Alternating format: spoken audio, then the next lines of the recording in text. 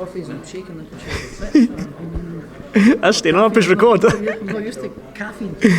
Andrew McCART, IFL TV, proudly sponsored by Everlast. I'm here with a caffeined up Josh Taylor.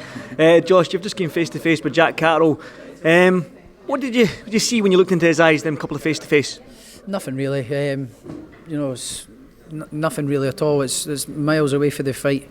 But I know there's a little bit of nerves there in him, but it's nothing really at all. When you look, obviously, Jack Cattleman, he's been waiting for this shot for long enough, and maybe sometimes he might be a dangerous opponent because he has been waiting that long. He took step aside money and all this sort of stuff. It's well known. He came out to Vegas to watch you against Ramirez. I mean, you can't take your eye off the ball when it comes to Jack Catterall. He is undefeated, 26-0.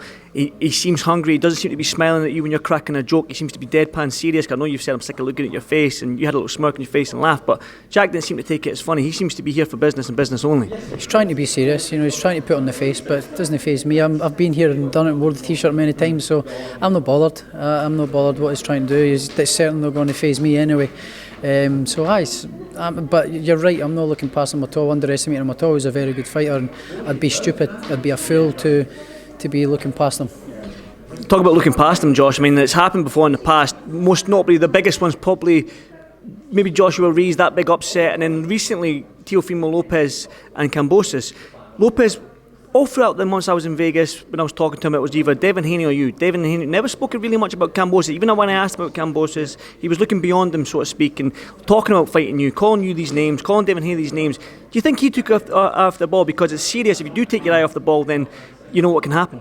Well, you've seen it happen how many times in the last couple of years? It's you can't do it. You just can't afford to do it. And I've learnt that I knew that for the very start of my career. I've never looked over anybody. Even when I was boxing, my first couple of fights, basically journeyman, my first couple of fights, I still gave them that respect and the fear factor, because it only takes one punch, and if it goes wrong, that's your goals and ambitions out the window, or certainly a massive speed bump in the way. So I know not to do it, and I'm not. He poses a massive threat. He's a great fighter, but he's just not as good as me. I mean, everyone's talking about Terence Crawford. Everyone's talking about you two-weight world champion and stuff like that. That's the reason why I asked that, because there is a lot of talk about Terence Crawford, and if I asked you about Terence Crawford, you're probably going to shut me down anyway. So now it's all this. I done all this talk when we were over in America. People asking, and again I was saying it's down the line. Terence Crawford's got his own things going on. He wants to unify welterweight. He wants to the Spence fight and all that stuff. So forget about it. It's no happening anytime soon. So forget asking me about that. It's no happening. I've got Jack to take care of. He's hungry as ever, so, and I'm hungry as ever to achieve this, beat him and achieve more greatness, and he's standing in the way of it, so I need to take care of Jack first. So forget about whatever happens after this. There's only Jack Catterall, and that's what's happening.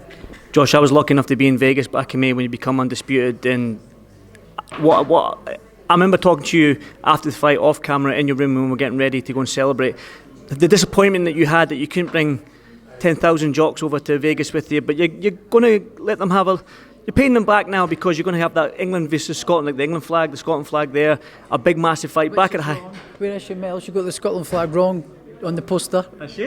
She's got the colours the wrong way around. She's got the cross blue and the background white. Oh well, that looks the same. I didn't notice it. I'll let her off. Mel, I'll let you off. So what does that mean to you, man? Giving back to your fans in Scotland that have cheered you on from afar when you won them undisputed, and now you're giving them a big fight. The England-Scotland rivalry, back at the Hydro, 10, 12,000, whatever it may be. I mean, what does it mean to you? It's massive. It's where I've had the biggest fights in my career, the biggest success. I won the Commonwealth Gold there, and then I've had big fights in there. The Postal fight. I've defended my fight against Campos and that there. Then I had Postal. Then I had Baranchek, Ryan Martin, all in the Hydro. So all my biggest fights and biggest successes have been in the Hydro, and it's my home. It's my home arena, and I love it. I love the atmosphere that it creates. It's a great arena. What does Jack bring that your past opponents hasn't brought to the table? Have you seen it all before? Because you've been in with southpaws, stocky southpaws, tall, rangy, orthodox fighters. You've been in with them all, but does Jack bring something different? He's a clever fighter. I don't think he's going to bring anything that I haven't seen before. I've watched him time and time again, and I don't think he believe that he brings anything that I haven't seen before. But having said that, he's very smart in the way he changes his look, changes his angle, and his movement's quite good. So I'm not going to give away what else I see, but I see things in his game, that massive holes and stuff, and I'm sure he's picked out things that he thinks he sees in me as well. But I don't think that he brings anything that I haven't seen before. When he says he can see weaknesses in you, do you believe him? Well, because I made a few errors in the Ramirez fight, which I know I can do better. But the reason I done that was because the fight was so easy. I was in second gear the whole fight, second, third gear the whole fight against Ramirez.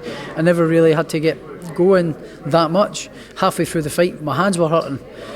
So I could have probably stopped him if I put my foot on the gas, but my hands were killing me. By round 8, my hands were killing me. So it was an easy fight. Ramirez, he can take what he can get from it, but I wasn't really out of second gear in that fight, to be honest. A couple more from me then. You mentioned the hand injury. There has been a knee injury that you've trying to nurse when you were over in Vegas in a small training camp a couple of weeks ago. How is that right now, and are you fighting fit? You ready? Can you get back punching and stuff? It's getting better, I went over to Vegas, I saw a specialist and got scans and that on it, so it's just adjusting my training accordingly in terms of, changing the way my running, sort of exercises and my conditioning exercises. I just have to adjust and change. It's good. The good news is I don't need surgery and that on it, but there's a couple of bad news there. It could be long-lasting injury, but it's getting better, and I'm able to run at least a little bit the way I want to do it, but I can't do it as often as I want because it flares up again. So it's just adjusting and changing and getting the work different ways. I mean, I've got to ask then. Adam Smith asked you upstage and stuff like that. You could some say you are a knockout artist because you have got something like 12 knockouts in the 16, 17 wins that you've got. Can you go in there and stop somebody like Jack, who's shown that he's tough, he's durable and stuff like that? And do you feel like you can do that in front of your home fans in Scotland? Can you stop Jack Catterall? 100%, I can stop him. If I hit him right, hit him on the button, he's going down at least. He's definitely hurting him. And then if I hurt him, I'm jumping on him and stopping him. So yeah, of course I can do it. But am I going out looking for it? No, I never do. But I wouldn't say I'm a knockout artist, but every single one of my opponents that I've been in with, I've hurt. And so, I'm a good puncher, I'm a strong puncher. I wouldn't say I'm a knockout artist, but if I hit you, you're feeling it, definitely, and I can hurt you and break you down. Josh, I've had people asking me for tickets for this fight, so have you got a final word for the Scottish fans, or maybe even some of the English fans, the Irish fans that are looking for tickets? Have you got a word for them? Listen, go on to boxer.com and get the tickets, the pre-sales there, and then you'll get the tickets there, and I'll be, for my fans here, back home in Scotland or locally, I'm getting tickets in my hand as well to sell, so contact myself or my good lady Danielle on Instagram or wherever you may be following her, and she'll be getting them as well. So yeah, there'll be plenty of opportunity to get tickets, so make sure you get them. It's going to be a great fight. There you go, make sure you get them tickets. February 26th, Josh Taylor versus Jack Catterall, back in Scotland. Mate, it's good to see you again, and listen, until the next one, good luck mate, I'll see you soon. Cheers. Cheers Josh, thank you.